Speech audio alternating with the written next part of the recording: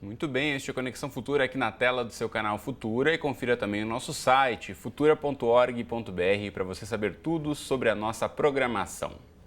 E quando falamos em Organização das Nações Unidas, qual é a primeira palavra que lhe vem à cabeça? Paz, tolerância, igualdade? Pois é, todos conhecem as bandeiras defendidas pela ONU, mas nem todo mundo conhece as ações promovidas pela entidade.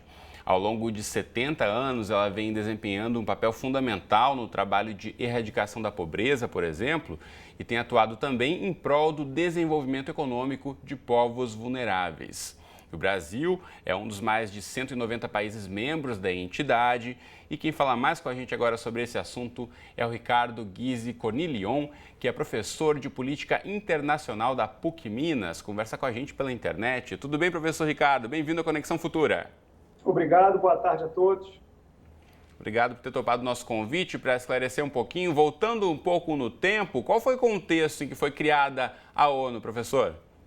A criação da ONU foi uma tentativa de se ordenar um pouco mais as relações internacionais do pós-guerra, ou seja, tornar a relação entre os Estados mais previsíveis, mais seguras e ordenadas.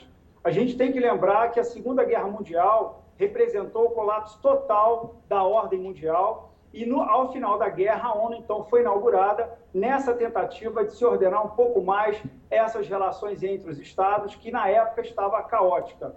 É importante que se diga também que esse novo ordenamento das relações internacionais teve como pano de fundo o interesse das potências vencedoras da Segunda Guerra Mundial, em particular dos Estados Unidos, da União Soviética e da Grã-Bretanha, que foram aqueles países que contribuíram para configurar as Nações Unidas a partir de 1945. E o interessante, mais uma observação, é que esse nome Nações Unidas, inicialmente não surgiu para batizar a organização. No dia 1º de janeiro de 1942, foi divulgada a Declaração das Nações Unidas pelos aliados, na época Estados Unidos, União Soviética, Inglaterra e a China, e essa Declaração das Nações Unidas, ela era uma declaração que queria se referir às Nações Unidas contra o nazifascismo, contra a ameaça totalitária e militarista do nazifascismo. E, finalmente, 3 anos depois, esse nome Nações Unidas foi mantido para se referir e batizar essa organização internacional que tem 193 países membros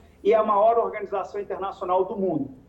Sem dúvida, e a partir daí também uma série de outras organizações, né, como se fossem os braços da ONU, trabalhando aí em diversas áreas, tem ajudado também aí na interlocução entre os países, na política internacional, na resolução de conflitos. Queria que você mencionasse alguns desses principais órgãos. A gente fala muito aqui da OMS, voltada para a saúde, a Unesco, voltada para a educação, então Unicef para as crianças. De que forma, então, a ONU tenta, a partir desses outros órgãos, estar mais próximo, de fato, dessas questões aí prioritárias?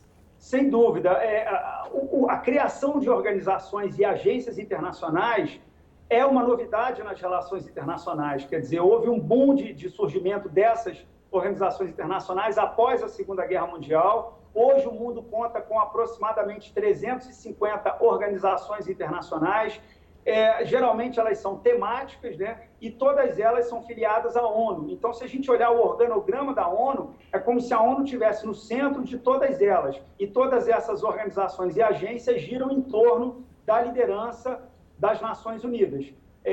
Basicamente, eu diria que as Nações Unidas têm órgãos técnicos e políticos. Por exemplo, a Unicef, a UNCTAD, a Unesco são órgãos técnicos das Nações Unidas. É claro que envolve política também, mas os 2 órgãos políticos principais da ONU são a Assembleia Geral, que funciona como se fosse um grande parlamento, onde os 193 países membros têm direito a um voto, a uma representação, e o Conselho de Segurança da ONU, que é o órgão executivo da ONU, e é o órgão que a sua principal função é a manutenção da ordem e da paz mundial, obviamente de acordo com os interesses dos 5 grandes vencedores da Segunda Guerra Mundial, repetindo, Estados Unidos, Rússia, Inglaterra, França e China. Professor, falando em Conselho de Segurança da ONU, a gente sabe que é uma reivindicação brasileira há um bom tempo fazer parte, né, como um membro permanente. De que forma o Brasil participa e que chances tem de fato, aí ser um dos membros fixos nesse conselho?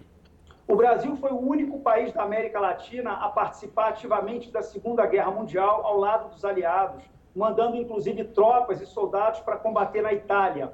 E um outro elemento importante na Segunda Guerra Mundial foi o fato de Getúlio Vargas ter cedido a base militar em Natal, né, que foi ampliada pelos americanos, para que os aviões americanos pudessem pousar em Natal, fazer uma escala, reabastecer e rumar em direção ao norte da África. Natal fica aproximadamente 7 horas de avião da África. Na época não existia a tecnologia de reabastecimento aéreo, então o Brasil, do ponto de vista logístico militar, foi fundamental para que os Estados Unidos conseguissem, junto com os aliados, retomar a Europa a partir do sul da Itália. Bom, por causa disso, o presidente Roosevelt tinha uma simpatia e uma relação de gratidão muito grande com Getúlio Vargas e com o Brasil. Inclusive, Roosevelt visitou a base aérea de Natal em 43, né, junto com Vargas. Então, antes da ONU, realmente, o projeto da ONU ser finalizado, aí mais ou menos em meados de 45, Roosevelt defendia que o Brasil fosse o 6º membro permanente da ONU com poder de veto.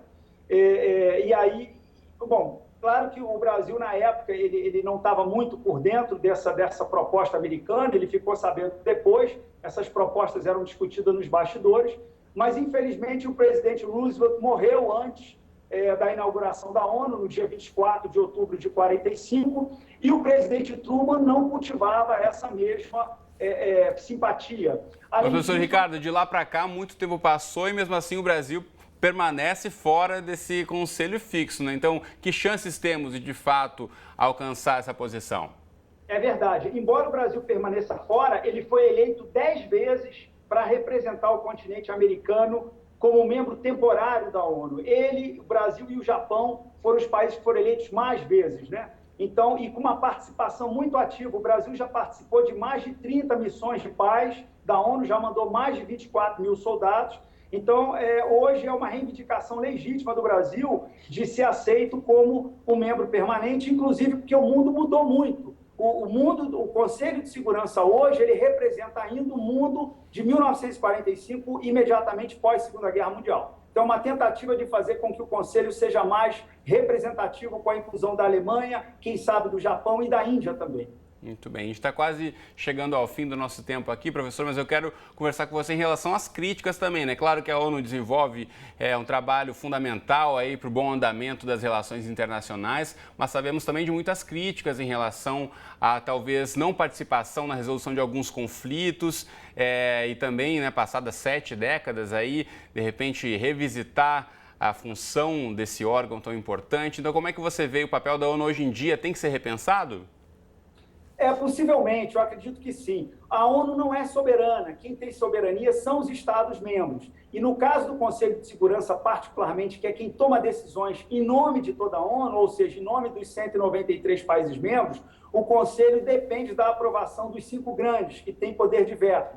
Por isso, muitas vezes, a ONU fica paralisada numa tentativa de dirimir um conflito ou de acabar, finalizar um conflito ou um foco de tensão internacional. De fato, a ONU só é efetiva quando os 5 países membros permanentes do Conselho estão de acordo e aí as resoluções elas são aprovadas. Agora, a ONU tem um outro papel muito importante para a humanidade, que é a ajuda humanitária, né? Para refugiados ambientais, refugiados de guerra. Você lembra daquela tsunami no fim de 2004 na Ásia, que matou quase 300 mil pessoas?